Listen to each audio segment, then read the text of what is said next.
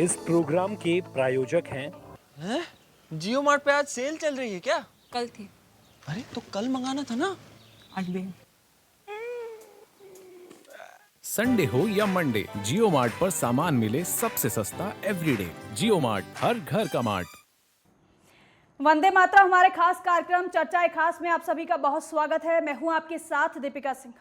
महाराष्ट्र की राजनीति में घमासान मचा हुआ है। शिवसेना के बागी नेता एकनाथ शिंदे ने गुवाहाटी से कहा है कि उन्हें सीएम की कुर्सी नहीं चाहिए। शिंदे कह रहे हैं कि वो और उनके साथी विधायक ही असली शिवसेना है और वहीं बाल ठाकरे के सिद्धांतों पर वो चल रहे हैं।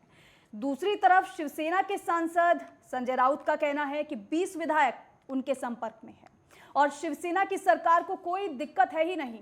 बात अब इस मोड़ पर है कि असली शिवसेना कौन है और ये जान लेना बेहद जरूरी है कि एकनाथ शिंदे इतने ताकतवर नेता कैसे हुए कि उनके साथ विधायकों का इतना बड़ा जत्था साथ चल पड़ा है। तो घमासान मचा हुआ है महाराष्ट्र की सियासत में और सियासत का ऊंट किस करवट बैठेगा इस पर हर किसी की निगाह लगी हुई है, क्योंकि पल पल की तस्वीर बदलती हुई नजर आ रही है।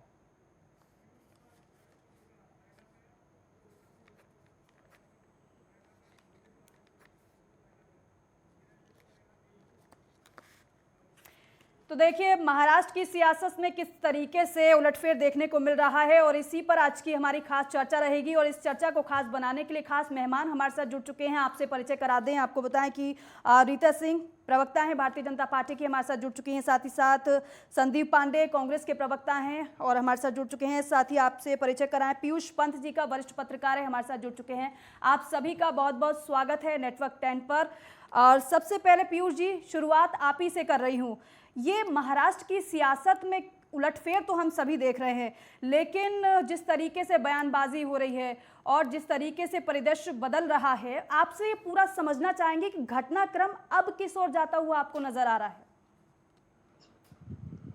देखिए दीपिका जी, ये अभी भी जो है इसमें साफ दिखाई दे रहा है कि जिस तरह से इसका जो भी निर्देशक है, जो चलाने वाला दिल्ली से है जी, वो अभी जो है कि अपने हिसाब से चीजों को नहीं व्यवस्थित कर पाया है और इसीलिए अभी जो है कि ये गेम ओवर नहीं हुआ है। देखिए जब तक ये कल पूरी ये उम्मीद थी कि उद्धव ठाकरे जो है रिजाइन कर देंगे और ये सरकार चली जाएगी जी, लेकिन ऐसा नहीं हुआ। हाँ, उद्धव ठाकरे ने जो है सरकारी आवास खाली जरूर कर दिया, लेकिन उन्होंने रिजाइन नहीं किया और उन्होंने साफ ये कंडीशन बता दी कि अगर आपको मुझसे संतोष है, रिजाइन मुझसे रेजिग्नेशन मांगना है तो आप यहाँ आके मांगिए जी।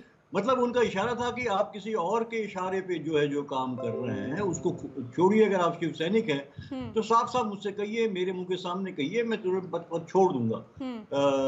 लेकिन ऐसा कुछ हुआ नहीं। अभी भी जो है कि जिस तरह से जो है कि तमाम विधायक जो है जो एकनाथ शिंदे के साथ जो है वो असम अब तो गुवाहाटी पहुंच गए हैं वो, तो ये साफ नजर आ रहा है कि कहीं ना कहीं जो है उनके पीछे जो है भारतीय जनता पार्टी का हाथ है। क्योंकि देखिए पहले गुजरात जाना और फिर असम जाना, दोनों जगह जो है भारतीय जनता पार्टी की सरकारें हैं और वहाँ के जो अध्यक्ष हैं गुजरात के वो भी जो है सक्रिय रहे लगातार यहाँ पे। तो ये तमाम चीजें जो दिखाई देती हैं कि निश्चित रूप से इस सरकार को गिराने की साजिश रची गई थी। और तभी से देखिए जब से ये सरकार बनी है, गाड़ी की सरकार जो है कहीं ना कहीं जो है कि भारतीय जनता पार्टी और खासकर जो है कि जो मुख्यमंत्री थे पहले फडणवीस साहब, उनको लगातार ये लगा है कि भाई कैसे मेरे हाथ से गद्दी निकल गई। बल्कि उन्होंने तो अजीत पवार को भी अपने पाले में करके सरकार बना ली थी, लेकिन फिर जो है सरकार को जाना पड़ा। तो निश्चित रूप से तब से ही ये प्लान चल रहा था। अभी मुझे लगता है कि देखिए एक तो इमीडिएट कारण जो मुझे दिखाई देता है कि देखिए इसमें 2-3 कारण आप देख सकते हैं। एक तो भारतीय जनता पार्टी का हाथ है, इसमें कोई दो राय नहीं है कि वो भारतीय जनता पार्टी, खबर तो ये भी है कि उन्होंने एकनाथ शिंदे के खिलाफ जो है कि ईडी की इंक्वायरी भी हुई थी। ऑलरेडी एक शिवसेना का जो विधायक मंत्री हैं उनको मनी लॉन्ड्रिंग के मामले में जो है ईडी के यहाँ पूछताछ चली रही है। तो ये भी एक डर जो है कहीं ना कहीं उनके दिमाग में था। दूसरा जो है कि उनको लगता है कि अब देखिए आगामी जो म्युनिसिपल कॉर्पोरेशन चुनाव है और वो जहाँ से वो विधायक हैं उनका वो जो एरिया पूरा है वहाँ पे उनको लगता है कि उनके लिए इस सरकार में बने रहते हुए जो है बहुत मुश्किल होगा कि वहाँ पे जो है अपनी पार्टी के लिए जो है कैंडिडेट जिता पाना वहाँ पे। ये दूसरा कारण उनको नजर आता है। और तीसरा कारण देखिए, ये भी बहुत महत्वपूर्ण कारण है कि उनको लगातार ये महसूस हो रहा था कि उनकी अनदेखी की जा रही है शिवसेना में। और हालांकि जो नंबर 2 वो रहे हैं शिवसेना में, और सरकार में भी जो है कि उनके पास काफी महत्वपूर्ण पद रहे, लेकिन उनको कहीं न कहीं लगता कि जो है कि जो आदित्य ठाकरे हैं वो जो अपनी मनमानी चला रहे हैं वो कर रहे हैं, और नए नए लोगों को, युवा लोगों को जो है संगठन में तरजीह दी जा रही है, और संजय राउत को ज्यादा महत्व दिया जा रहा है, उन्हें उतना महत्व नहीं मिल रहा है जितना मिलना चाहिए। तो ये 2-3 कारण हैं जो ये कढ़ी में जो उबाल आया है उसका कारण बने हैं। देखिए, और अभी देखिए मुझे लगता है किसी के पास स्पष्ट वो गेम प्लान सफल नहीं हो पा रहा, इसीलिए इतनी देरी हो रही है, वरना अभी तक सरकार ये को रिजाइन कर देना चाहिए, चली जाती। अब आपने कहा कि क्या होगा भविष्य, तो मुझे लगता है देखिए कि जितनी डिले होगी उतना जो ये गेम प्लान जो है वो बिगड़ता चला जाएगा। इसके मतलब शरद पवार भी आप देखिए जो है वो भी एक खिलाड़ी हैं, वो भी कहीं ना कहीं जो कोशिश कर रहे हैं कि ये सरकार जो उद्धव ठाकरे की बची रहे। और उद्धव ठाकरे ने साफ साफ कार्ड खेल दिया है कि जिसको आना है सामने आए और मुझसे रिजाइन मांगे। तो ये तमाम घटनाक्रम है जो लगातार इस बात का संकेत दे रहा है कि अभी भी जो है काफी कुछ जो है कि ड्रामा बाकी है, और भविष्य में जिस तरह से हमको लग रहा है शायद वह उस तरह का जो है कि खेल ना हो, वरना ये सरकार कल गिर गई होती। वो अभी तक नहीं गिरी है, इसके मतलब कि जो है कि कई खिलाड़ी हैं जो इस खेल को खेल रहे हैं, और सभी मजबूत खिलाड़ी हैं। बिल्कुल। अब रीता जी, ये सब जो घमासान महाराष्ट्र में मचा हुआ है, बीजेपी का हाथ है?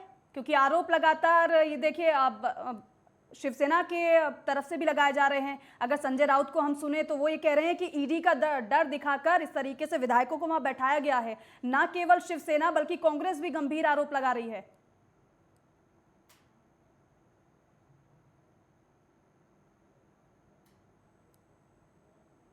रीता जी, आवाज पहुंच पा रही है आप तक मेरी?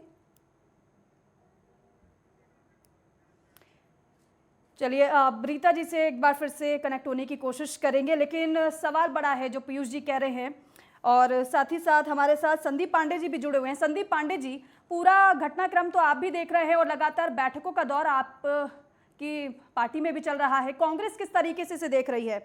क्या कांग्रेस कुछ स्टैंड लेने वाली है?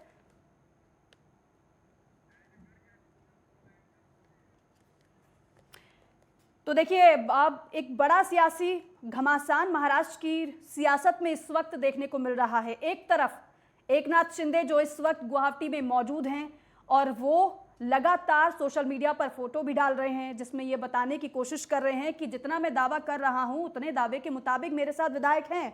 लेकिन दूसरी तरफ शिवसेना की तरफ से भी बयानबाजी लगातार जारी है। संजय राउत ये कह रहे हैं कि सामने आए, बातचीत करें, और अगर बागी विधायक लौटें तो फिर अघाड़ी छोड़ सकते हैं, ये संजय राउत ने कहा है। और ये बयान कोई छोटा नहीं, ये बड़ा बयान है। लेकिन ऐसे में एनसीपी की तरफ से भी बैठकों का दौर जारी है, और अभी तक जो खबर है, शरद पवार ने अपने विधायकों से सिर्फ इतना कहा है कि हम अंतिम समय तक शिवसेना के साथ हैं। लेकिन जिस तरीके से संजय राउत की तरफ से जो बयान दिया गया है कि जो बागी विधायक हैं वापस लौटे तो हम अघाड़ी छोड़ने को तैयार हैं, और यही मांग एकनाथ शिंदे कर रहे हैं।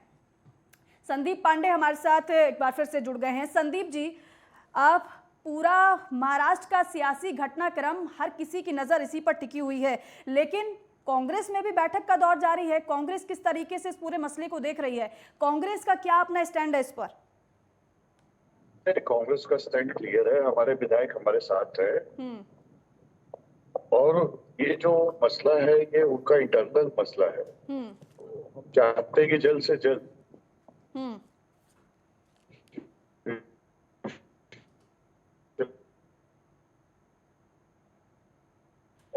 पार्टी का इंटरनल जिसको भी स्टेप बनाना है, मंत्रिका पद कांग्रेस राष्ट्रपति उसके साथ है और आगे भी रहे।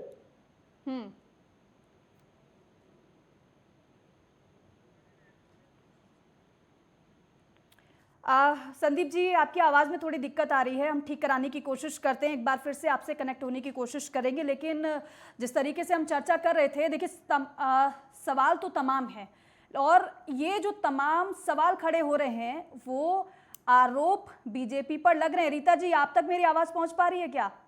जी, आपकी रीता आवाज जी, कह रहे हैं सब मेरे लोग पास कि पहुंच रही है। लड्डू तो दोनों हाथों में बीजेपी के ही है, और ये जब पूरा चल रहा है सियासी घटनाक्रम, इस घटनाक्रम के पीछे भारतीय जनता पार्टी है।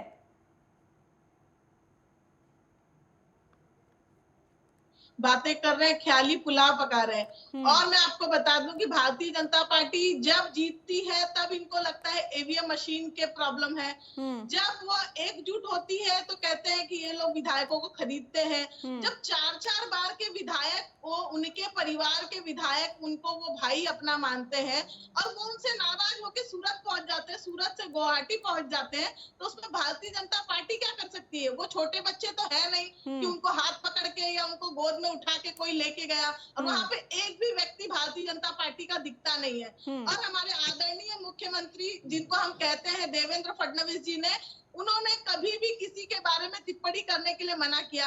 परंतु आप देख सकते हैं संजय राउत, जिनको वो अपने दिमाग की बुद्धि को खो चुके हैं, उनको जब मन करता है वो टीवी पे उठ के आते हैं और 2 शब्द बोल के बंद हो जाते हैं। अब वो कल वो कह रहे थे कि हम इस्तीफा देंगे, अब इस्तीफा नहीं दिए, वो चले गए अपने घर। अब वो अपने घर चले गए, उनके पास 12 विधायक है कि 17 विधायक है या एक ही विधायक है, परंतु कुर्सी के लालच में वो अपने, सोचिए, अपने ही भाई को या अपने ही विधायक को मना नहीं पा रहे हैं। इनकी खुद की अंदरूनी बात है। जैसे रावण की लड़ाई किसी और से नहीं थी, उसके भाई विभीषण से थी, उसी प्रकार यहाँ पे है, लेकिन सारा दोष दिया गया राम को।